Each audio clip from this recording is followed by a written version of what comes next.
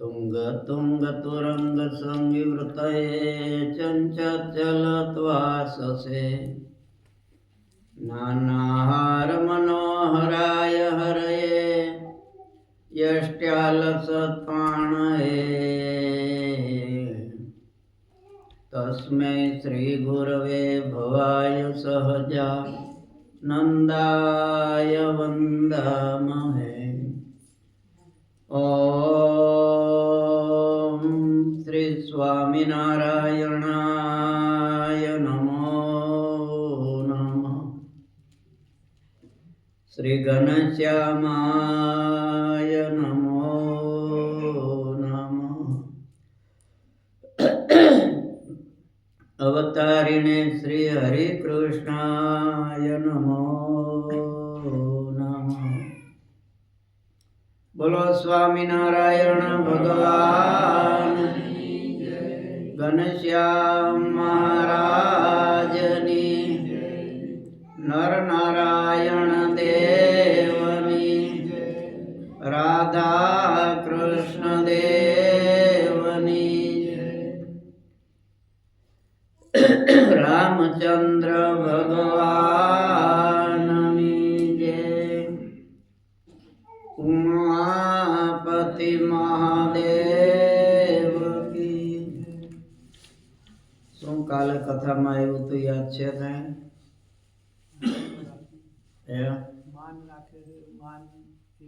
હા, માન ન રાખવું, મહાત્મ્ય નથી જણાતું એટલે મહારાજ કે ગાઢ પ્રીતિ. તમારે ગાઢ પ્રીતિ થઈ છે કે નહીં? ગાઢ પ્રીતિ થઈ હશે ત્યારે 4 વાગે ઉઠીને અહીંયા આવતા હશે ને બેનો રસોઈ કરવા. અમથા કોઈ જાય ખરા? તે એક તો છે શું ગાઢ પ્રીતિ હોય ને એ ઘેર હોઈ ન શકે કે ઠાકોરજીનો આજ તો અભિષેક છે ને આ બધું છે, ચાલો પહોંચી જાય. અને ઓલો પડ્યો હોય હૂતો હોય, ઉઠાડે તોય ન ઉઠે. સમજ્યા? એ છે ભગવાનને અર્થે આ બધું સેવા થાય છે. ભાઈ મારા તરફથી મુગટ કરો, મારા તરફથી વાઘા રાખો.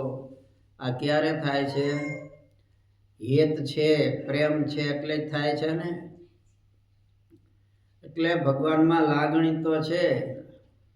શું ઇન્ડિયામાં જુઓ તો ગામડે જાય એટલે પોતે ઘેર કોઈ દી એમ ન થાય હાલો છોકરાને લાડુ ખવાડીએ, પણ સંતો આવ્યા હોય એટલે કહે અમારે રસોઈ આપવી છે. પછી અમે કઈ ભાઈ હવે 7 દિવસ 3 દિવસ રોકાવાના છે, રસોઈ 3 તો નોંધાઈ ગઈ છે, તો સાંજે બનાવો.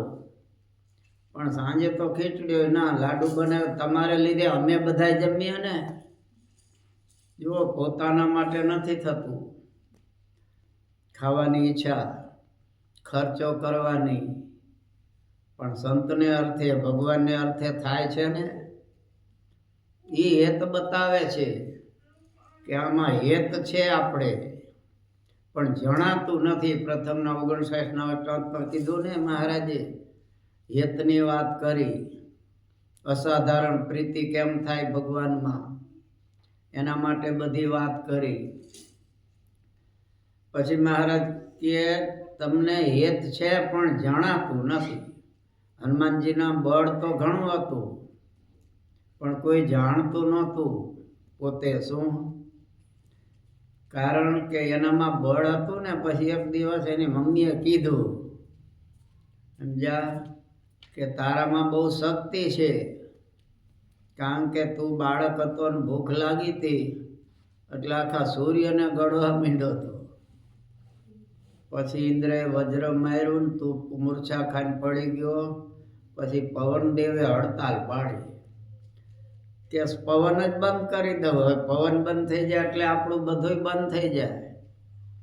પછી બધાએ શક્તિ આપી દેવોએ અને જાગ્રત કર્યા. એટલે કે મૂંઝાતો નહીં, તારામાં બળ બહુ છે. એટલે આમને તો થોડું અભિમાન આવી ગયું. ઋષિ મુનિઓના બગીચામાં જાય, ઝાડવાને આમ કરીને તોડી નાખે. આપણે હજારીના છોડવાને આમ કરીને તોડી નાખી એમ એ ઝાડવા આખું તોડી નાખે. આમ બધું કરે. વૃક્ષોને બધા ખેદાન મેદાન કરે. ઋષિઓ આમ ધ્યાન કરતા હોય તો આમ પકડીને ઊંચા કરે, આમ ડાકલાની જેમ આમ કરે. એમાં એક ઋષિ કોઈ ભાઈ બધા હરખા હોય, બધા સહન કરે એવા હોય. ખેડૂત લોકો છે ને પાણી પાતા હોય ને એટલે પાણીમાં ઉંદરના દર હોય, એમાં પાણી જવા માંડે. પછી જો પાતાળમાં હાલ્યું જાય તો આગળ પાણી હાલે નહીં, એમાં ને એમાં ભરાઈ જાય, બધું વયું જાય. એટલે પગ આમ મારી અને બંધ કરી દે.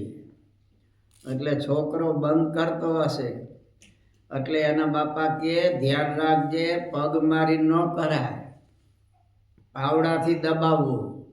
કારણ કે ઉંદરના દર હોય તો વાંધો નહીં, પણ જો કોઈ ઘોઘા બાપજીનો દર આવી ગયો અને એમાં જો માર્યું તે તો ફટ દઈને દેશે. એટલે એ ધ્યાન રાખવું. એમ આ સંત મહાત્મા બધે હરખા હોય. ઋષિઓ ઘણા સહન કરી લે, ભાઈ બાળક છે એટલે બિચારો અણસમજણને લીધે કરે છે. પણ એક ઋષિએ શ્રાપ જ આપી દીધો, જા તારી શક્તિ બધી નાશ પામી જશે. બોલો પગમાં પડ્યા હનુમાનજી, માફી માગી તો કે પગમાં પડ્યો ને માફી માગસ એટલે બીજું તો કાંઈ નહીં, હાવ નાશ તો નથી કરતો, પણ તને યાદ નહીં રહે. બીજા કહેશે ત્યારે યાદ આવશે તને. એટલે હનુમાનજીને જો આપણે કાંઈ ભૂત પ્રેત કાઢવું હોય ને તો એને સામે બેસાડો ને તમે એમના બેહી રહ્યો તો કાંઈ ન થાય. કારણ કે હનુમાનજીને ખબર જ નથી મારામાં શક્તિ છે. પણ એ હનુમાન ચાલીસા બોલવા માંડો અથવા તો જય બજરંગી, જય બાલાજી એમ બધું ચાલુ કરો એટલે એને ખબર પડે, હા મારામાં આ શક્તિ છે. સમુદ્ર ઓળંગવો તો ને ત્યારે હનુમાનજીને બીજા તો કે અમે પહોંચી શકીએ પણ પાછા ન આવી શકી, જાંબુવાન કે આમ બધા પૂતપોતા અંગત કે હું જાઉં તો કે ના, તમે તો મેન કહેવાય, તમને મોકલાય નહીં અમારાથી. હનુમાનજીને બોલાવ્યા.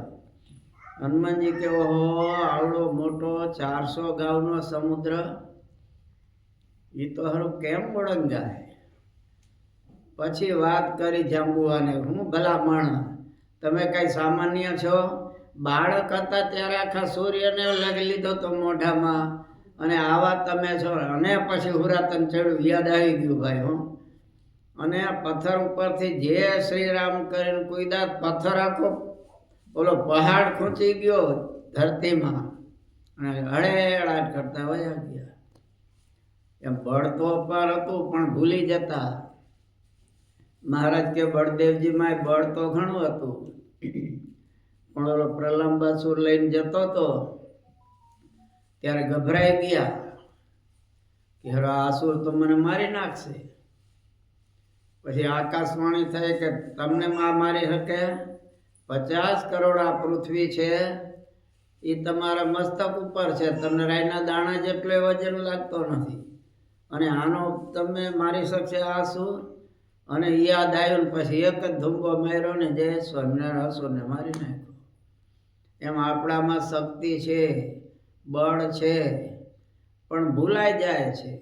અને એ ભૂલાઈ સારું ને તો અભિમાન આવી જાય. એટલા માટે આપણે ભગવાનમાં હેત છે, સંતોમાં હેત છે, અને હેત છે એટલે તો આ બધા ઉત્સવ થાય છે. આ કઈ પાડોશીઓ કરી જાય છે આ સમય આ ઉત્સવ એમનેમ થાય છે? આ ઠાકોરજીના ઘરેણા છે, વાઘા છે, મુગટ છે, એ કોણ બનાવે છે? તે તમે કોઈ દી ઘેર માટે રાખ્યો મુગટ બનાવ્યો કે અમારે બે દંપતીને મુગટ પહેરીને ફરવા જવું છે? કરો છો?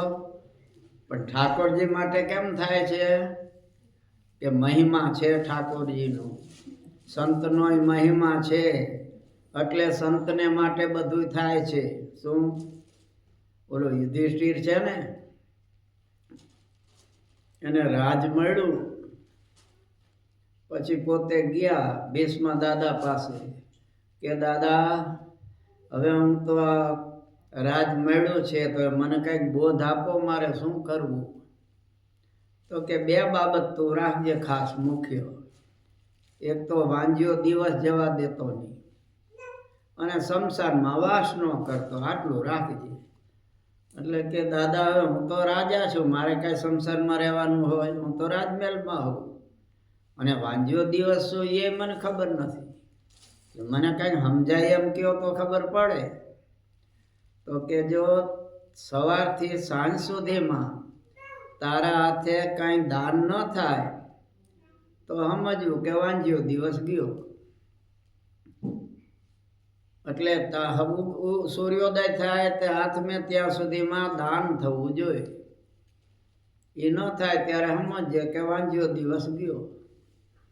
કે જો આપણે મહારાજે પ્રણાલિકા જેવી બાંધી શાસ્ત્રોએ કે મંદિરે જાય એટલે ખાલી હાથે છેવટ મૂઠડી લઈ જાય ને ઇન્ડિયામાં તો દાન થઈ ગયું ને. એટલે વાંજ્યો દિવસ ન ગયો કહેવાય. પૈસો કોઈ નાખી દે ગલામાં તો એ વાંજ્યો દિવસ ન ગયો કહેવાય. અને બીજું શમશાનમાં, એટલે ઓલા શમશાનમાં તો લાકડા જેવું સબ બાળવાનું હોય છે. માણસ મરે છે ક્યાં? પોતાને ઘેર મરે છે. તો ખરું શમશાન તો ઘેર છે. આપણે એમ માની કે આપણું મકાન છે, અંદર ઉંદર રહેતા હોય એ માને અમારું છે, ચકલાએ માળા નાખ્યા હોય એ માને અમારું છે. એ બાજતા હોય છે કે અહીંયા ક્યાં તું આવ્યો, આ તો મારું છે. ઇન્ડિયામાં તો કૂતરાએ બાજતા હોય છે. અમારી શેરીમાં તું કેમ આવ્યો એમ જાણે એના દસ્તાવેજ ન કરેલા હોય. પણ તો એ શેરીમાં બીજી શેરીનો કૂતરો ન આવી શકે. એને એમ છે અમારું છે. એમ કીડી છે, મકોડી છે, બીજા જીવાત છે, બંગલામાં ચારે બાજુ હોય જ ને, ગાર્ડનમાં હોય, આવા સોફા નીચે હોય, પલંગ નીચે હોય. હવે એ મરી જાય તો આપણને તો ખબર નથી હોતી, સબ પડ્યા હોય ને. એટલે એ જ શમશાન કહેવાય. એટલે જે ઘરમાં સવાર સાંજ ઠાકોરજી પાસે અગરબત્તીનો ધૂપ પણ ન થતો હોય કે દીવો પણ ન થતો હોય તો એ શમશાન તુલ્ય કહેવાય. એટલે કે છે ઘેર સવારે સાંજે ભગવાનની પૂજા એ થવી જોઈએ. છેવટ અગરબત્તીનો ધૂપ ઠાકોરજી પાસે થવો જોઈએ. એ ન થાય તો સમજવું કે શમશાનમાં વાસ કરે છે. અને 12 મહિને 6 મહિને ભગવાન અથવા સંતો છે એના પગલા ઘેર કરાવવા. એક કબાટમાં તમે કેરોસીન ભરતા હો કે પેટ્રોલ ભરતા હો એટલે ખોલો તો શું દુર્ગંધ જ આવવાની ને. પછી એને સાફ કરી નાખો અને અત્તર મૂકવા માંડો તો પછી કેરોસીન કે પેટ્રોલની દુર્ગંધ આવશે. તે કબાટ તો એવો ને એવો હોય પણ સુગંધ થઈ ગઈ ને. એમ ભગવાન આવે, સંતની દ્રષ્ટિ પડે, ભગવાનની દ્રષ્ટિ મકાનમાં પડે એટલે મકાન પવિત્ર દ્રષ્ટિથી થઈ જાય. એ ન થાય કાંઈ દીવા દિવેટ કહી તો જાણો કે શમશાનમાં વાસ કરે છે. એટલે આ બધી પ્રણાલિકા મહારાજે બતાવેલી છે કે એથી આપણને સહેજે સહેજે સુખ અને શાંતિ મળે. આ શિક્ષાપત્રી એના જે બધા મહારાજ આપણને બતાવે છે એ એટલા માટે જ છે કે આપણાથી કોઈનો અપરાધ ન થાય.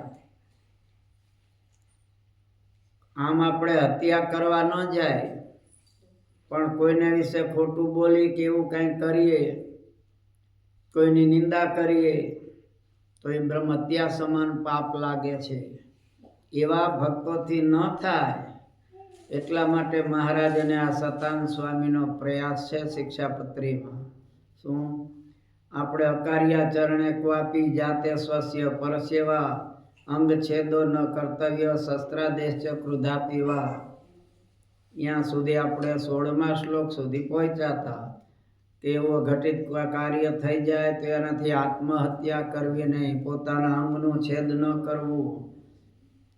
કારણ કે એનાથી આપણે હિંસા કરીએ છીએ, મહાન મોટો દોષ લાગે છે. એમાં આત્મહત્યા કરે, બીજાને મારે મનુષ્યને, અને ફરી મનુષ્ય જન્મ ન મળે. પોતે પોતાની આત્મહત્યા કરી નાખે તો એને પછી બહુ આશા ન રાખવી સુખની. એટલે મહારાજ આ બધું ના પાડે છે. અરે પ્રહલાદજીએ જ્યારે બાળકોને સમજાવે છે ને, ત્યારે પ્રહલાદજીએ ભાગવતમાં લખ્યું છે, યસ્યાત્મા સર્વેષુ ભૂતેષુ દયામ કુરુત સહૃદમ ભાવમ આસુર મુન્મુચ્ય યયા તોષ્યત્ય દક્ષજ. કે છે ભગવાનને રાજી કરવા હોય તો કોઈ જીવની ક્યારેય હિંસા ન કરવી, બધા ઉપર દયા રાખવી. દયાથી ભગવાન રાજી થાય છે. દયા છે એ રાખવું જોઈએ. દરેક જીવ પ્રાણી માત્ર ઉપર ક્રોધ ન કરવો, કોઈની હિંસા ન કરવી. યસ્યાત્મ બુદ્ધિ ભૂતેષુ દયામ કુરુત સહૃદમ. દરેકને વિશે પોતાપણાની ભાવના કરો. મારા જ મિત્રો છે બધા, એવી ભાવના કરો. અને આસુરી ભાવને કે છે મૂકી દેજો તમે, તો જ ભગવાન રાજી થશે. અસુર બાળકોને પ્રહલાદજી સ્વામી કે છે આ પ્રમાણે સમજાવે છે. સર્વત્મા પ્રિયતે હરિ પ્રીતે હરો ભગવતી પ્રીતેહમ સચરાચરમ.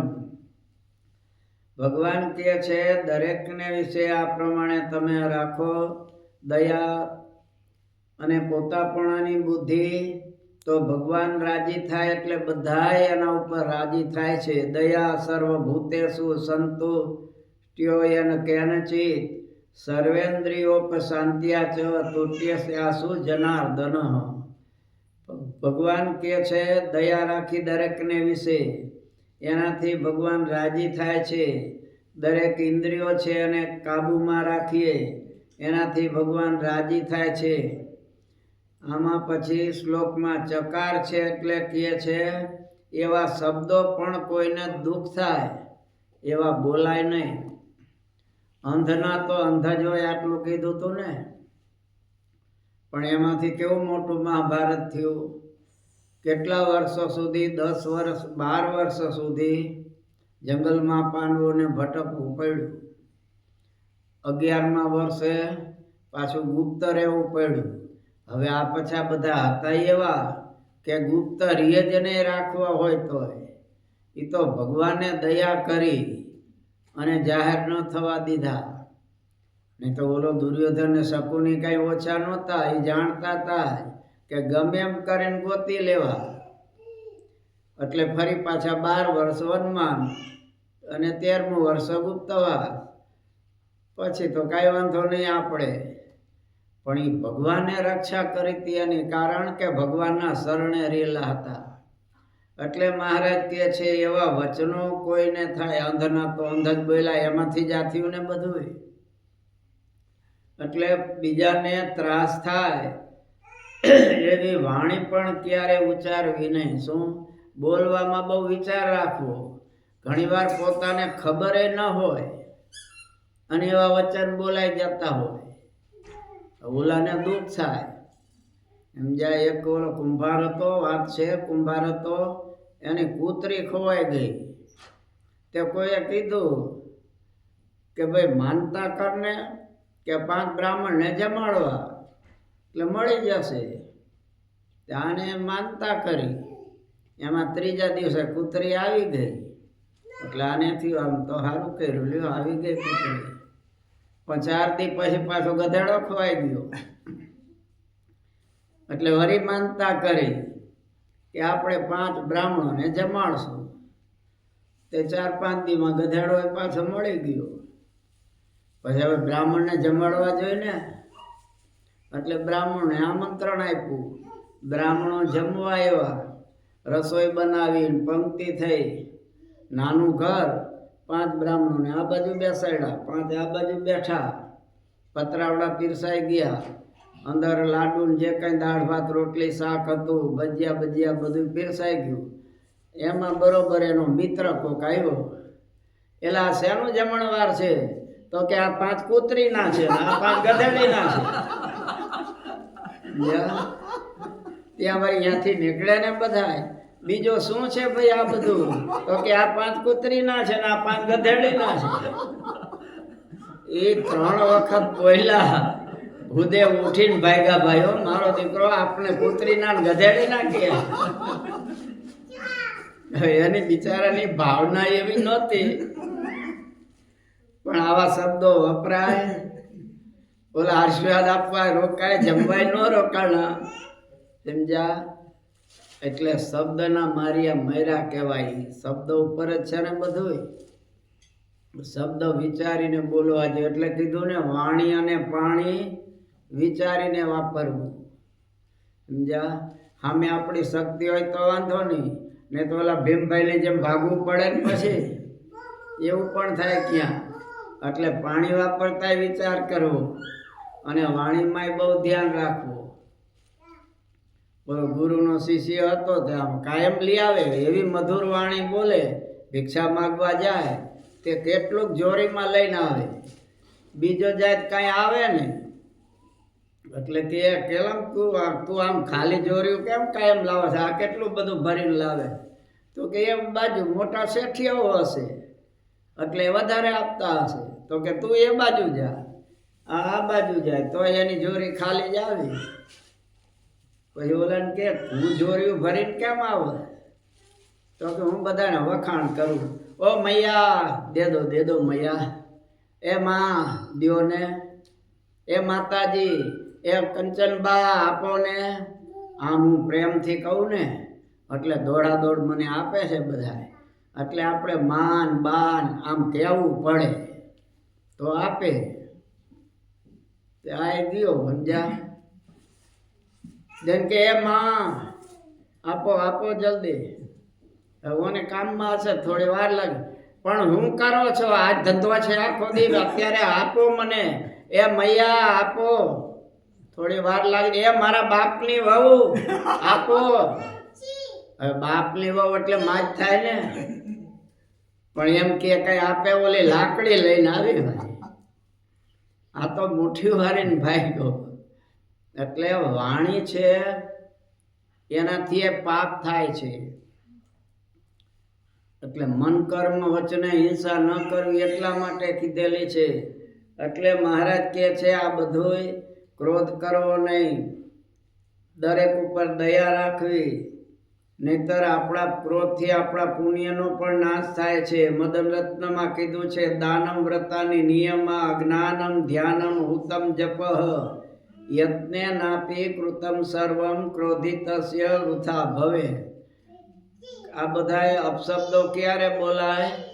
જ્યારે ક્રોધ આવે ત્યારે. તો ક્રોધ કરે એનું જપ તપ જ્ઞાન ધ્યાન નિયમ આ બધું કે છે ક્રોધિતસ્ય વૃથા ભવે, એનો બધું નાશ થઈ જાય છે. એટલે મારા આશ્રિતોએ ક્યારેય ક્રોધ પણ ન કરવો. સ્તેન કર્મ ન કર્તવ્યમ ધર્માર્થમપી કેનચિત સસ્વામી કાષ્ટપુષ્પાદી ન ગ્રાહ્યમ તદનાજ્ઞયા. મહારાજ કહે છે ચોરીનું કર્મ ન કરવું, ધર્મને માટે પણ નહીં. ઘણી વાર કોઈનો બગીચો હોય ને આપણે એમ થાય કે આપણે મંદિરમાં ઠાકોરજી માટે લઈ જવાના છે ને ક્યાં આપણે વાપરવાના છે. એ કોકના બગીચામાંથી આ ફૂલ લીધા અને ઠાકોરજીને અર્પણ કરીએ. આપણે મહારાજ ગઢડામાં બિરાજતા હતા અને એક હરિભક્ત, એ જમાનામાં તો પદયાત્રા થાય, પછી કોઈને વાડીએ કૂવો હતો ને પાણી હતું, ત્યાં નાવા રોકાયા, નાહી ધોઈ પૂજા કરી. હવે એમાં ચોળાફળી વાવેલી ભાઈ, કુણી મજાની સિંગુ હતી. ત્યાંને ઈચ્છા થઈ ગઈ હાલો લઈ જાય ઠાકોરજી માટે. એટલે થોડી આપણે તો ઠાકોરજી માટે લઈ જાવી છે ને મહારાજ માટે. મૂળજી બ્રહ્મચારીને આપશું ને એ મહારાજ માટે શાક બનાવશે. એ લઈને આવ્યા અને આપ્યું મહારાજ પાસે મેલી. મહારાજ કે પટેલ બહુ સુંદર છે, આમ ઘૂણી માખણ જેવી છે સિંગુ, તમારી વાડીમાં આવી થાય છે? ના મહારાજ, મારી વાડીનું નથી. તો રસ્તામાં નાવા રોકાયો તો એ પટેલે આપી છે? ના, કોઈ હતું નહીં, તમારા માટે લેવી હતી. ભગવાન માટે લેવામાં શું પૂછવાનું હોય? ઠીક, ત્યાં લાવ્યા શા માટે? મહારાજ તમને આપી તો કંઈક પુણ્ય થાય ને. તો મહારાજ કે આનું પુણ્ય તો થશે. આ બ્રહ્મચારી રસોઈ બનાવશે અને એ શાક અમે જમશું એટલે એનું પુણ્ય જરૂર થશે. પણ એમાંથી તમને એક ટીપુય મળશે ને. જેને મહેનત કરીને વાવ્યું છે, જે એનું ધણી છે, એને બધું મળશે. તો મહારાજ અહીંયાથી અહીંયા લઈ આવ્યો હોય, મને કાંઈ નહીં, તમને મળે જ ને, કેમ ન મળે? તમે મહેનત તો કરી જ છે ને, એટલે તમે ચોરી કરી એનું પાપ તમને મળશે, પુણ્ય તો ઓલો લઈ જશે. એટલે આમાં સ્વામી કહે છે કે ધ્યાન રાખજો, તમે કોઈ પણ વસ્તુ જેનો સ્વામી વિદ્યમાન હોય એનું કાષ્ટ, પુષ્પ, પત્ર, ફળ કે જે કાંઈ હોય પૂછીને વિના લેવું નહીં. દાન કરવા માટે પોતે ધર્મ નિયમથી જે કમાયેલું હોય એ દાન કરવું. બાકી કોઈનું ચોરી કરી લઈ આવ્યા અને પછી આલો દાન કરીએ તો એ જે તમે લાવ્યા હોય એનું જેનું હોય એને ફળ મળે. ઠાકોરજી બારોબાર જ ખતવણી કરી નાખે. સમજા? ઓલા વેપારીઓ હવાલા નાખે છે ને, એમ હવાલા સીધા નખાઈ જાય.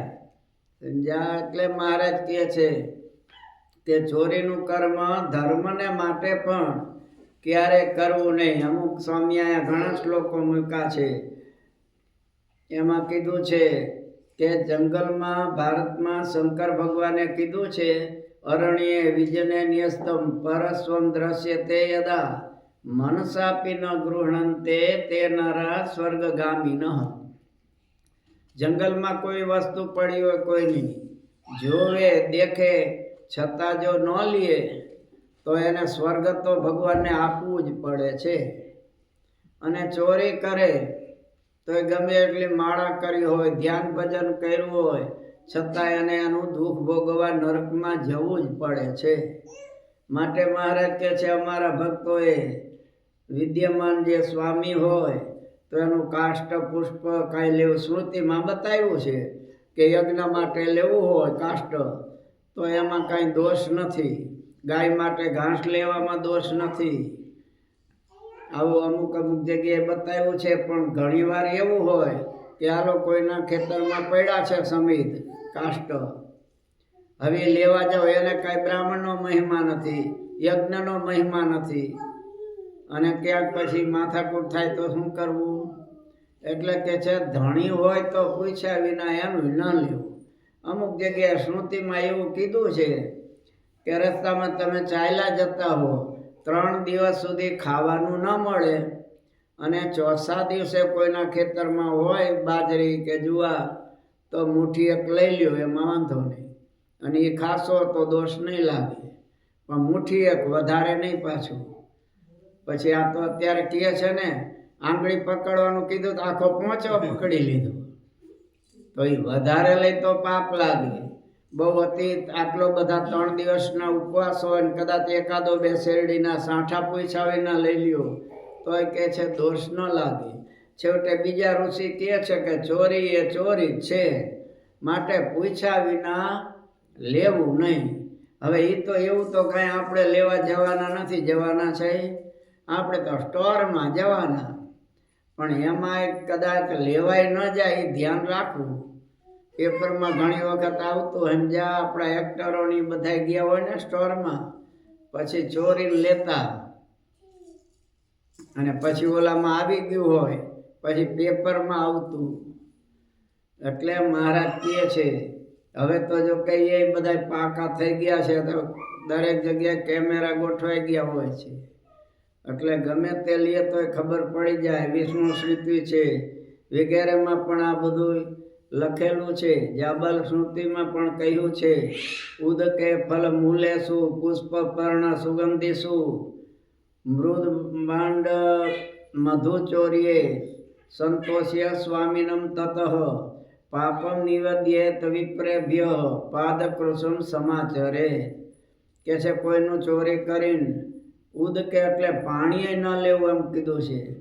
ફળ લીધું હોય, મૂળ લીધા હોય, પુષ્પ લીધા હોય, સુગંધી પુષ્પો લીધા હોય, અથવા માટી લીધી હોય, મધની ચોરી કરી હોય, તો એના જે ધણી હોય એને કહે છે પહેલાં સંતોષ કરાવવો, એ કે પ્રમાણે કરવું, અને ત્યાર પછી પાદકૃષ નામનું એને વ્રત કરવું પડે બ્રાહ્મણને પૂછીને, ત્યારે એ શુદ્ધ થાય છે.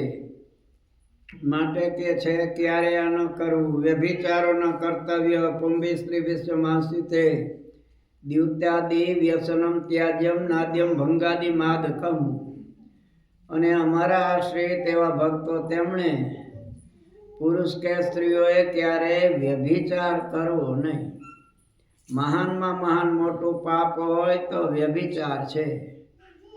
નિદ્રા દેવી ન આવી જાય એ ધ્યાન રાખજો ભાઈ, સચેત બનજો, કારણ કે એ આંટા મારતા હોય ચારે બાજુ, એટલે બહુ ધ્યાન રાખવું. ને એ અહીંયા બહુ દયા કરીને આવે, પાછું ટાઢોળું હોય એટલે સહેજ વધારે આવે ને. વ્યભિચાર એવો છે કે એના જે શરીરમાં રૂવાડા હોય ને એટલા કરોડો વર્ષ સુધી એને નરકમાં વાસ કરવો પડે છે. એ જે બાઈ હોય કે ભાઈ હોય, અને પછી એનો છૂટકો ન થાય. કરોડો વર્ષો સુધી તો નરકમાં રહી, આટલા વર્ષો સુધી. પછી શૃંગાળીઓની હાથ જન્મ શિયાળિયામાં આવે, અને એવા ભયંકર રોગ હોય પાછા જન્મથી. ઘણીવાર મોટા દવાખાનામાં જાઓ ને તો એના માણસના રોગ જોવો ને, આપણને રૂવાડા ઊભા થઈ જાય કે જુઓ, તોય આપણને ખ્યાલ આવે. હવે એને કર્મ એવા કર્યા હશે ત્યારે જ હોય ને. એટલે મહારાજ કહે છે કે આવું પાપ ક્યારેય ભૂલમાં પણ કરવું નહીં. વ્યભિચારે તુ ભર્તુ શ્રી લોકે પ્રાપ્નોતિ નિંદ્યતામ શૃંગાલયોનિમ આપનોતિ પાપ રોગે ચ પીડતી. મનુ મહારાજ કહે છે કે વ્યભિચારો કરવાથી સધવા સ્ત્રી છે એ એક તો નિંદાપણાને પામે છે, શિયાળીની ઓનીને પામે છે, મહાન દુઃખ અને રોગથી પીડાય છે. યત પુંસ પરદારેસુ તચ્ચે નામ ચારયેત વ્રતમ, કે છે આવું કોઈ ભૂલમાં થઈ ગયું હોય તેનું વ્રત કરવું પડે છે. વિદુરજીએ પણ કીધું છે પારકાના ધનનું હરણ કરવું, પારકી વસ્તુ લેવી, પારકી સ્ત્રીનો સંગ કરવો, એ મહાન બધા દોષ કીધેલા છે. ભારતમાં અનુશાસન પર્વમાં મહાભારતમાં પણ કહ્યું છે પરદારાના ગંતવ્યા સર્વ વર્ણેશુ કરહી છે. કોઈ પણ વર્ણના હોય, વ્યભિચારે મહાન મોટું પાપ છે. શાસ્ત્રમાં ત્યાં સુધી લખ્યું છે યાદ્રસમ પુરુષસ્ય પરદારોપ સેવનમ યાવત રોમ કુપાસ્યુ સ્ત્રીણામ ગોત્રેષુ નિર્મિતા તાવત વર્ષ સહસ્રાણી પર્યુપાસત એવ. 3.5 કરોડ વર્ષ આવા જુદા જુદા જે શાસ્ત્રમાં બતાવ્યા છે. સ્વામી આમાં શ્લોક બધા લખેલા છે. વાસુદેવ મહાત્મ્યમાં પણ એ પ્રમાણે કીધું છે. ત્યાં સુધી કીધું છે મનથી પણ પારકી સ્ત્રીને વિશે ખોટી બુદ્ધિ કરે તો એને પણ મહાન પાપ લાગે છે. બીજા જન્મમાં એ અંધ થાય છે. ભગવાનને કાંઈ એમ નથી કે આને નેત્ર ન આપીએ, પણ એના કર્મને લીધે એ બધું થાય છે. કામ ભાવે ન નેક્ષેત પરયો સમતુ કરહિચિત શ્રાદ્ધ પર્વ વ્રત આદૌ નો પેયાચ સ્વયોષિતમ. વાસુદેવ મહાત્મ્યમાં બતાવ્યું છે કામ ભાવથી કોઈની બેન દીકરીને ક્યારે જોવી નહીં. શ્રાદ્ધ હોય, પર્વના દિવસ, જન્માષ્ટમી, રામનવમી, આવા પર્વના દિવસ હોય, એકાદશી હોય, પૂનમ હોય, ત્યારે કે છે પોતાની પત્નીનો પણ સંગ કરવો નહીં. હારી સ્મૃતિમાં પણ એ જ પ્રમાણે બતાવ્યું છે સ્ત્રીયા સ્પર્શોપી દોષુક્તા પરિસ્ત્રીય પરસ્ત્રીયશ્ચ વસ્ત્રાંતમ યદિ સ્પૃશેત કામતઃ. બ્રહ્મહત્યા સમમ પાપમ મુનિ કાત્યાયનો બ્રવીત.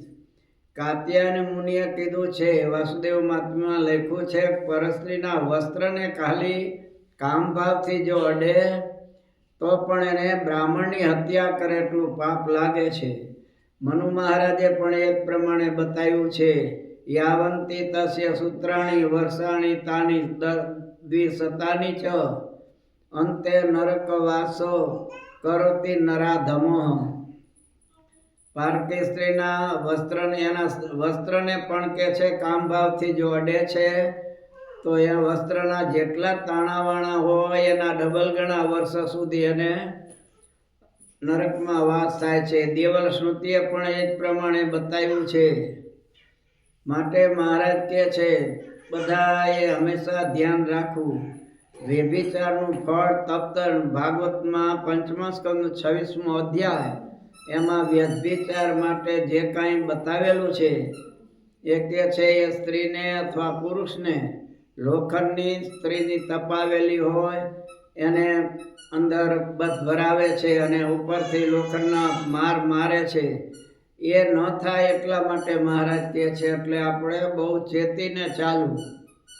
કોઈ પણ બેન દીકરી હોય, આ ઘણીવાર પોતે પવિત્ર હોય પણ એવાના સંગમાં આવી જાય જેને કથા વાર્તા સાંભળવી ગમતી ન હોય, કથામાં બેસવું ગમતું ન હોય, સદ્ધર્મનું પાલન કરવું ગમતું ન હોય, ભગવાનની સામે સ્તુતિ પ્રાર્થના કરવાનું ગમતું ન હોય, એવા માણસનો સંગ જ ન કરાય.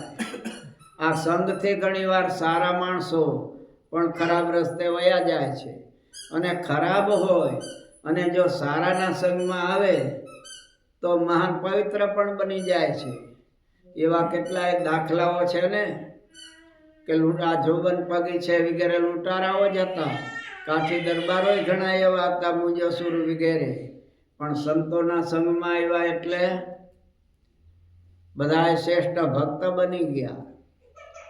પાપી પાવન થઈ જાય સંતોના સંગમાં, વાલીઓ વાલ્મીક થાય સંતોના સંગમાં. આ સંતોના સંગમાં આવે એટલા માટે કીધું ને, માટે સેવે તું સાચા સંતને રે, તારા ટળશે ત્રિવિધિના તાપયંત કાળે, સગું નહીં કોયનું રે. કે છે સાચા સંતનો સંગ કરો. હવે એવા દુરાચારી એવા હોય એનાથી દૂર રહ્યો, એવાનો સંગ પણ ન કરાય. કારણ કે બધાય સંતોય સાચા હોય એવું થોડું છે. સાચા શા માટે લખ્યું હશે? ખોટા હશે ત્યારે લખ્યું હશે ને. ચોખ્ખું ઘી લઈજો. ચોખ્ખું ઘી એટલે વેજીટેબલ હશે ત્યારે કીધું હશે ને. લખે છે ને અહીંયા અમારે ત્યાં ચોખ્ખું ઘી મળશે. તો ચોખ્ખું ઘી મળશે એનો અર્થ એ કે વેજીટેબલ એ હશે ખરું ક્યાં. એમ શા માટે કે સાચા સંતનો સંગ કરો? સંગ ઉપર બધું છે. જેવાનો સંગમાં આવશું એવા જ ગુણ આપણામાં આવવાના છે. માટે સાચાના સંગમાં રહેવું. ઓલી બાઈ છે સમજ્યા, પોતાની પુત્ર વધુને ગંગા સતી સમજાવે છે ત્યારે એ કહે છે શું કે છે? હંમેશા સારાનો સંગ કરવો.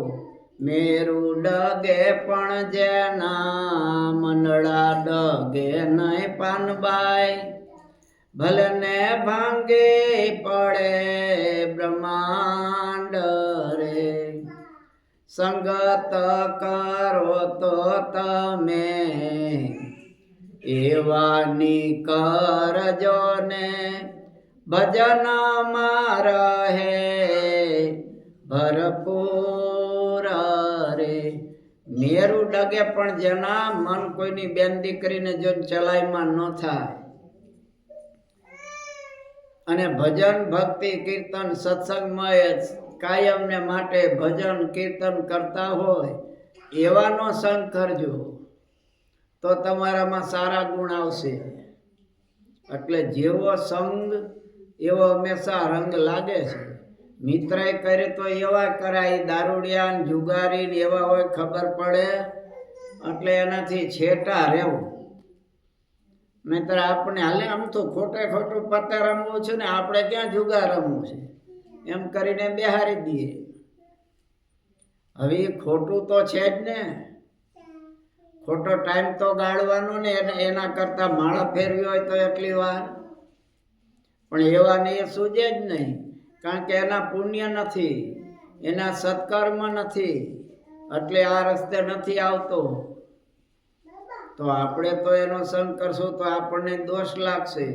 આમાં તો બધું યાજ્ઞવલ્ક્ય મુનિએ બતાવ્યું છે. પારકી સ્ત્રી હોય એની છાયાને પણ ઓળંગવી નહીં, એનો પણ નિષેધ છે.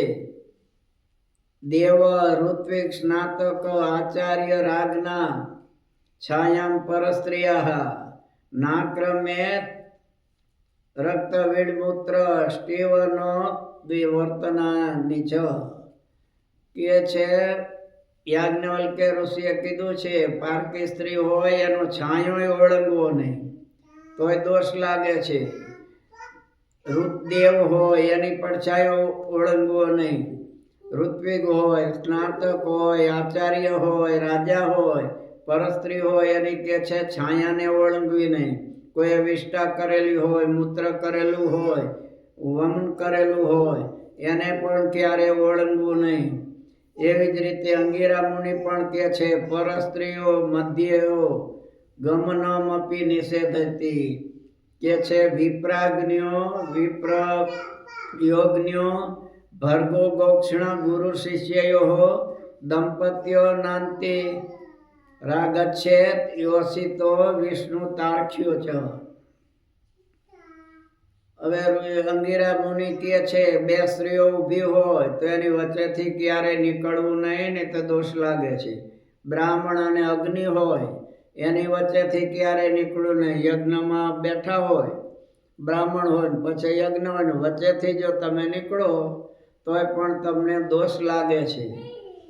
એટલે વિપ્ર અને અગ્નિ બે બ્રાહ્મણ ઊભા હોય, અહીંયા આપણે છે 2-3 બ્રાહ્મણ, બે ઊભા વાત કરતા હોય એની વચ્ચેથી ભૂલમાં નીકળવું નહીં. કારણ કે બંને પૂજનીય છે, ભૂદેવ છે. વર્ણાનામ બ્રાહ્મણો ગુરુ, બધા વર્ણોને બ્રાહ્મણ ગણાય. હવે એની વચ્ચેથી તમે નીકળો તો તમને દોષ લાગે છે. એટલે કે છે બે બ્રાહ્મણ હોય એની વચ્ચેથી નીકળવું નહીં. દંપતિ બે ઊભા વાતું કરતા હોય ને આ વચ્ચે આ ખાપકા, તો એ પણ નીકળવું નહીં, ને તેમાં પણ દોષ લાગે છે. એને મનમાં દુઃખ તો થાય ને, મારો બેટો વચ્ચેથી આવ્યો, સહેજિત થાય ને, એટલે એનો આત્મા દુભાય. એટલે બે દંપતિ વાતો કરતા હોય કે ઊભા હોય તો એની વચ્ચેથી પણ કે છે ક્યારે નીકળવું નહીં. શિવ અને પોઠિયો એની વચ્ચેથી ન નીકળાય. આપણે જોજો જ્યાં શિવ અને પોઠિયો હશે ને વચ્ચે કાચબો હોય છે, તે ઘણાને ખબર નથી આ શ્રુતિમાં શું છે એ. એટલે પછી શું કે કાચબો એટલા માટે મૂક્યો છે કે કાચબો અંગામ સંકોચી લે છે, એમ આમને આપણે બોધ આપવા માટે કે ઇન્દ્રિયોનો સંકોચ કરો, એને કાબૂમાં રાખો, એટલા માટે નથી. પણ શિવલિંગ છે શિવજી અને પોઠિયો, એની વચ્ચેથી જો તમે નીકળો તો તમને દોષ લાગે છે. કારણ કે શિવજી ગુરુ છે, પોઠિયો એનો શિષ્ય છે, એનું વાહન છે.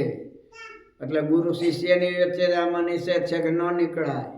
એટલે શિવ અને પોઠિયાની વચ્ચે કાચબો એટલે મૂક્યો હોય છે કે તમે કદાચ ત્યાંથી નીકળો તો શિવ અને કાચબાની વચ્ચે નીકળ્યા કહેવાય, અથવા પોઠિયો અને કાચબાની વચ્ચે નીકળ્યા કહેવાય. એટલે કે છે શિવ અને પોઠિયો એની વચ્ચેથી પણ નીકળવું નહીં. ગુરુ અને શિષ્ય બે ઊભા હોય એની વચ્ચેથી નીકળવું નહીં. વિષ્ણુ એટલે વિષ્ણુ ભગવાન અને ગરુડજી છે, એની વિશેથી પણ નીકળવું નહીં, નતર મહાન પ્રાયશ્ચિત કરવું પડે છે. બે વિપ્ર બ્રાહ્મણ શંકર મુનિએ પણ આ જ પ્રમાણે બતાવ્યું છે કે ક્યારે એ પ્રમાણે કોઈ અંતર કોઈની આ પ્રમાણે કીધા એની વચ્ચેથી ક્યારે નીકળવું નહીં. પછી કે છે દ્યુત્યાદિ વ્યસનમ, આ જુગાર છે, ગંજીપો છે, નવરા બેઠા ના બેસી ગયા તો કે છે એ બધા પાપના ભાગીદાર થાય છે. એનું એમાં ઘણું વર્ણન કર્યું છે. આપણે તો ટાઈમે થઈ ગયો, 7:45 થયા છે. કેમ કરવું છે? 8 વગાડવા છે કે હે? તો મારે તો કાંઈ વાંધો નથી, સમજ્યા? તો 8 વગાડી દઉં ને, ભલે. એટલે કે છે વ્યસન કોને કહેવાય? વિશેષણ આસ્યતી ચ્યાવતી શ્રેયો માર્ગા, કલ્યાણના માર્ગથી જે પાડી નાખે એને વ્યસન કહેવાય. હવે વ્યસન તો દ્યુતાદી આમાં અનેક પ્રકારના બતાવ્યા છે. સ્ત્રી દ્યુતમ મૃગયા મધ્યમ નૃત્યમ ગીતમ ઉથાટનમ વાદ્યમ નિંદા દિવા સ્વાપો વ્યસનાની નૃણામ દસ. આ 10 મુખ્ય બતાવ્યા છે ઋષિએ. એક તો જાણી સ્ત્રી નવરા બેઠા હોય ને ફોનમાં કોઈ બૈરું હોય એની હારે સમજ્યા, ઢાંઢાની હારે કોઈ બહુ વાત કરવા તૈયાર નથી, પણ સામે કોઈ સ્ત્રી હોય મોબાઈલમાં એટલે લાંબા સમય સુધી, એટલે જોજો દુકાનમાં ત્યાં બૈરાવને રાખશે આગળ, એટલે સહેજે માણસ જાજી વાર ઊભો રહીએ. આ બધા ટ્રીકો છે બધાની સમજ્યા, એ અધર્મના રસ્તા છે બધા.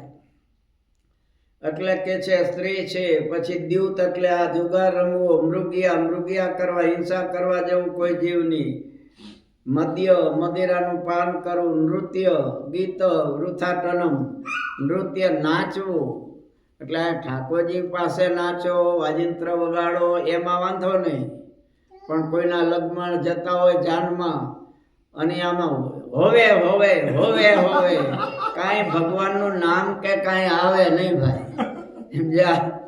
એ હોવે હોવે કરતા જાય ને વગાડતા જાય અને નાચતા જાય. દાંડિયા રાસ રાખ્યા છે લગ્નમાં, તો અહીંયા કઈ ભગવાનના કીર્તન બોલાવાના છે? એ આ હોવે હોવે જ ચાલતું હોય. હવે એવામાં નાચવું એ વાંજિત્ર વાગે છે, એ કે છે બધાય સારા નથી, એ પણ વ્યસનમાં ગણેલા છે.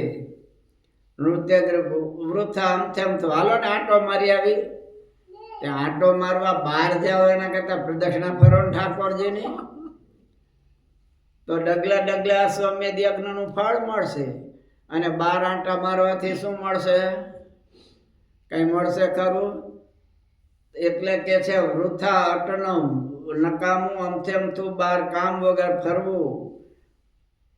વાદ્ય, પછી દેવોની નિંદા કરવી, સંતોની નિંદા કરવી, આ બધાય વ્યસનો કીધેલા છે. પછી એ સિવાય પણ ઘણા છે. અમથા બેઠા હોય, બેહોને ઘડીક, હવે અહીંયા તો નથી હોતું પણ ઇન્ડિયામાં હોય બધું, સમજ્યા? ચોરે બેઠા હોય, કાલ ઓટા જ કર્યા હોય આગળ, અહીં ઓટા બેહવા માટે જ હોય, ચોવટ કરવા માટે, તો એમાં અહીંયા કહે છે નિષેધ કરેલા છે કે એવી જ એક જગ્યાએ ક્યાંય બેસી અને ખોટી વાતો કરવી.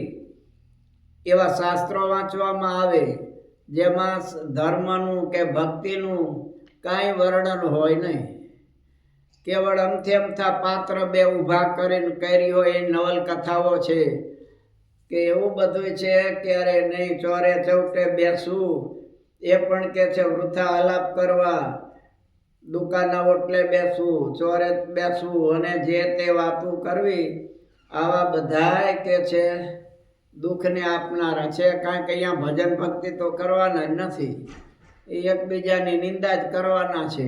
શું અહીંયાથી કોઈ નીકળે એને જોવાના છે. એટલે કે છે પાણીયારીઓ પાણી ભરતી હોય ત્યાં પણ વૃક્ષ નીચે બેહીને પછી બધા જોયા કરે. હવે બેઠા હોય ચોરે, એમાં ડોહલા નવરા બેઠા, પછી અહીંયાથી 2 દીકરીઓ નીકળે, એલા આ કોની વહુ છે? એટલે વળી બીજો કોણી મારે બેહોને હવે વહુ નથી, તો આ તો ફલાણા ભાઈની દીકરી છે, પણ મને દેખાતું નથી બરાબર. નથી દેખાતું કોણ કે છે? જોતું જોવું હોય તો ઠાકોરજીના દર્શન કરને, રાધા મૈયાના દર્શન કર, લક્ષ્મી દેવીના દર્શન કર, સીતા મૈયાના દર્શન કર, તોય તારું સારું થશે. આમાં તો તને પાપ લાગશે.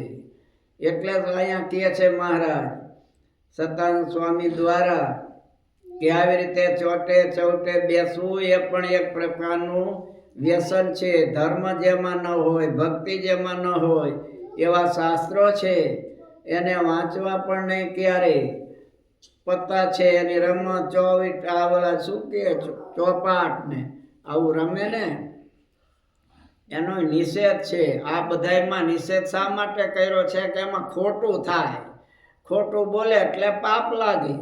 તો સત્યવાદી હરિશ્ચંદ્રના દીકરા તો અહીંયા બેઠા જોતા નથી, નહીતર તો સાચું થાય. એટલે એમાંય થોડી થોડી સાચું ખોટું કરવાથી હિંસા થાય છે. જો કે આપણા શાસ્ત્રમાં આવે છે, સમજ્યા? ગોપાલ સ્વામી જ્યારે ખુશાલ ભટ્ટ હતા, સમજ્યા, ટોડેડામાં નાના હતા ને, ગોપાલ સ્વામી તો ભગવાન તો જાણે ને બધું કા કોણ છે, કયા સામાન્ય નથી, મૂળ અક્ષર છે, ભગવાનને ધારી રહેલા છે. એટલે શામળાજી છે એ ત્યાં આવતા રમવા. હવે એ વખતે બીજું તો રમવાનું હોય નહીં, ચોપાટું હોય. એટલે ચોપાટ પાથરે અને બે જણા રાતે જ આ રમવાનું હોય. દિવસે તો તમે ક્યાં શામળાજીને નવરા રહેવા દો? વારા ફરતી આવ્યા જ કરે દર્શને. એટલે એને દર્શન આપવો તો રહેવું પડે. સાંજે પૂજારી પછી પોઢાડે એટલે શામળાજી સીધા અહીંયાથી ટોડેડા આવી જાય ગોપાલ સ્વામી પાસે, ખુશાલ ભટ્ટની પાસે. અને આખી રાત્રિ બંને જણા વાતો કરે શાસ્ત્રની, કે જે કાયમ ચોપાટ જ રમતા હોય એવું નહીં, સમજ્યા? પણ બેઠા હોય, સમસમાવે ચર્ચાઓ શાસ્ત્રની કરે. એમાં એક દિવસ બરોબર ચોપાટે રમે છે અને એમાં બંનેને એક બબે જ કુકડ્યું રહી અને બરાબર જમાવટ થઈ ગઈ. આને એમ કે ખુશાલ ભટ્ટને એમ કે હું જીતી જાઉં, અને આમને શામળાજીને એમ કે હું જીતી જાઉં. એટલે એ તો રમતા હોય ને ત્યારે જોવો તો આમ ઘણા તો આમ ઓઠણિયા ભર થઈ જાય, એ કરો બરાબર. એમાં અહીંયા હવે બેઠા હતા એટલે ઓલું અહીંયા પહેરેલું ને સોનાનું કડું એ નડતું હતું, એટલે એ કાઢીને એક બાજુ મૂક્યું એક પગનું, અને પછી રમે છે. હવે એમાં ટાઈમનો બેમાંથી એકઈને ખ્યાલ ન રહ્યો અને સવાર થઈ ગયું, 4:30 વાગી ગયા.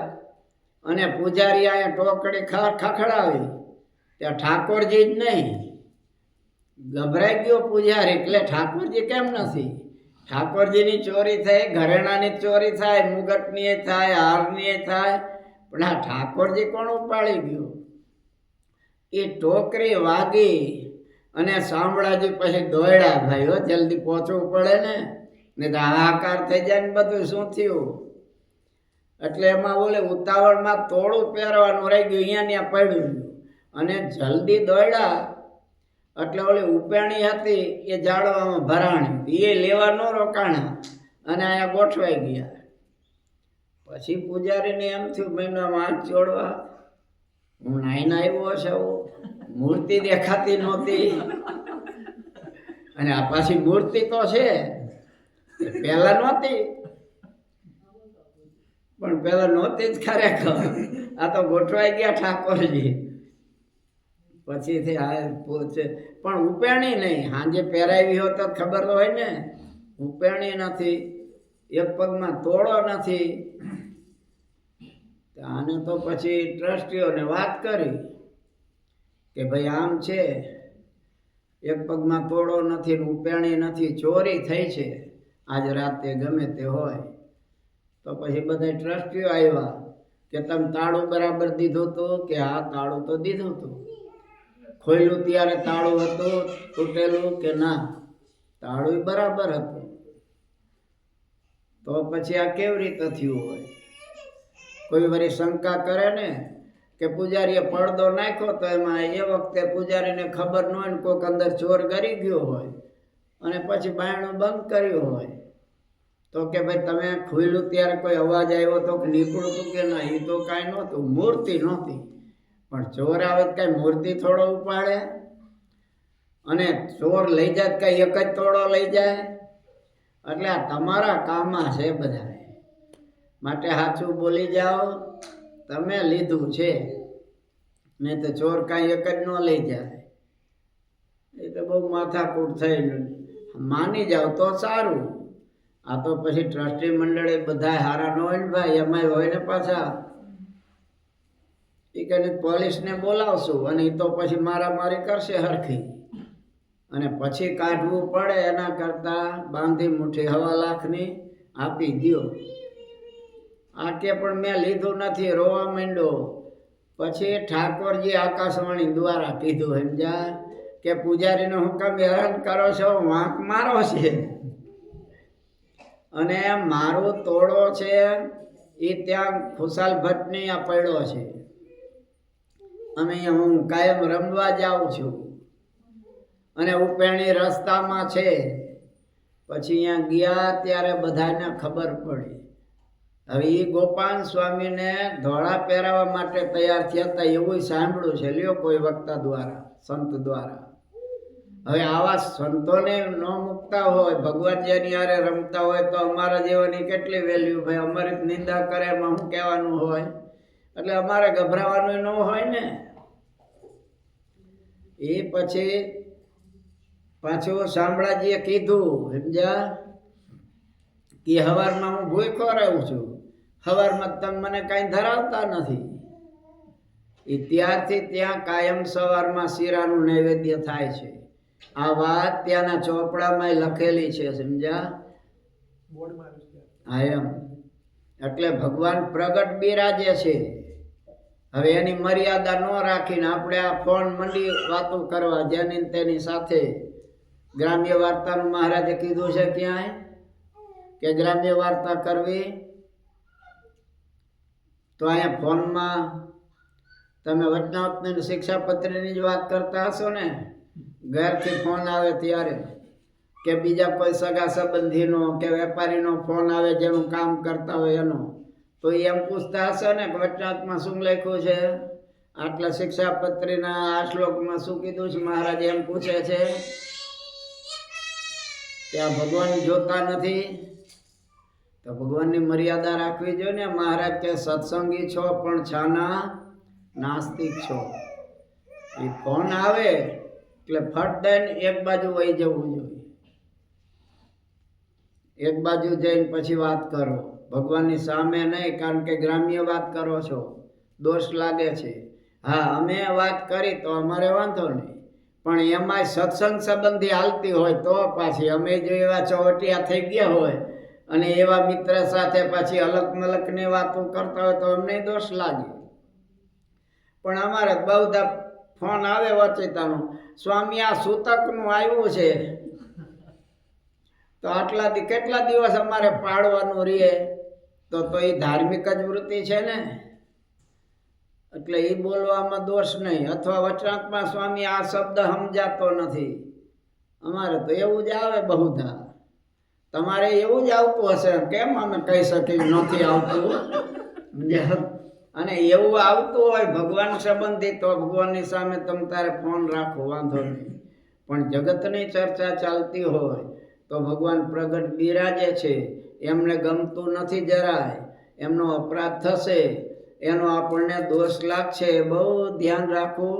આવા અપરાધ ઘણા કીધા છે સમજ્યા, એમાં પૂજારી માટે ખાસ કીધા છે સમજ્યા. હું આ વાંચતો હતો ને પછી પૂજારીના દોષની વાત આવી ને તો હું નીચે આવ્યો હતો, મેં આમને પૂછ્યું રસોમાં, આપણે ભાઈ છે મને નામ નથી આવડતા, હું શું છે બીજી લપ કોઈની હારે ન કરું, મારે ભગવાનને હું કથા વાંચવાના ટાઈમે આવી જાઉં પછી ઉપર, પછી કાંઈ બીજી મારે ક્યાંથી આવ્યા છો ને શું છે લપ કરવાનું ન રહી. એટલે મને આ પૂજારીમાં આ ભૂદેવના તણે ભેગા અમે રહી છીએ, 8 દિવસ થયા હોય કે 10 દિવસ થયા હોય, પણ 3માંથી એકેયના મને નામ આવડતા નથી. હરિભક્તો ના નહીં, આ તમારું જિજ્ઞેશભાઈનું તો બહુ ટચમાં રહ્યા એટલે આવડ્યું. ઘણી વાર તો મારે આને પૂછવું પડે કે શું નામ છે, હું તો ભૂલી ગયો છું. એટલે બહુ ધ્યાન રાખવું પડે, ઠાકોરજીના અપરાધ ન થાય.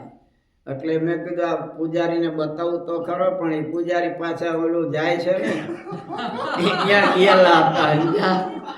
અને પછી પાછું એ શ્લોક તો આગળ હોય એટલે પછી રહી ગયું, જવા દો હવે ચાલશે. એટલે એ પૂજારી છે, અમે અહીંયા સંતો રહેતા હોય એના માટે ખાસ હોય છે, કારણ કે તમે તો થોડીક વાર એને વહી જવાના, અમે તો અહીંયા કાયમ ને. ભગવાનને પીઠ ન દેવાય, વંદન કરવું જોઈએ, નહીંતર એ દોષ લાગે. અપન વાયુ છોડાય નહીં.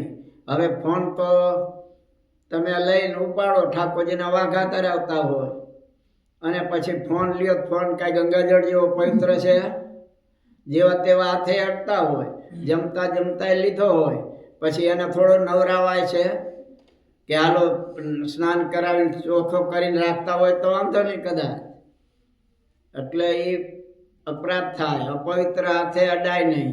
આમ ખંજોરો તોય તમારી આ ચામડીની જે કંઈ આવી જાય અપવિત્ર નખ થઈ ગયા, એ ઠાકોરજીને અડે તોય દોષ લાગે. એટલે ક્યાંય માથું ખંજોળાય નહીં, બગલમાં હાથ ન જવો જોઈએ. આ અપવિત્ર પણ જો ભગવાનનો સ્પર્શ થાય તોય દોષ લાગે. પીઠ ભગવાનને ન દેવાય, ક્રોધ ભગવાનની સામે ન કરાય, કોઈ બેન દીકરીની સામે ખોટા ભાવનાથી જોવા નહીં ભગવાનની સામે. આ બધાય દોષ બતાવ્યા છે. મનમાં ખોટો સંકલ્પ પણ ન કરાય, નહીંતર આ બધાય દોષ લાગે. કારણ કે ભગવાન તો જાણે છે બધું, એટલે એ બધાય દોષ બતાવ્યા છે. એટલે એનાથી દૂર હંમેશા રહેવું.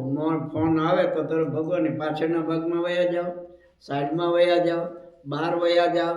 આ તો સીધો આવ્યો નથી. સંત હોય ત્યારે તો ન કદાચ કરે, મહારાષ્ટ્ર હોય ત્યારે નહીં.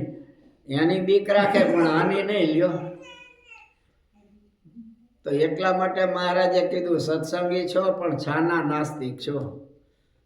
એટલે બહુ ધ્યાન રાખી ભગવાનનો અપરાધ ન થાય એ મર્યાદા રાખવી. આ શિક્ષાપત્રી મહારાજે એટલા માટે જ આપણને લખી છે કે કોઈ મારા ભક્તને દોષ ન થાય અને નિર્વિઘ્ને અક્ષરધામમાં પહોંચી જાય. સહજાન સ્વામી મહારાજ શ્રીપતિ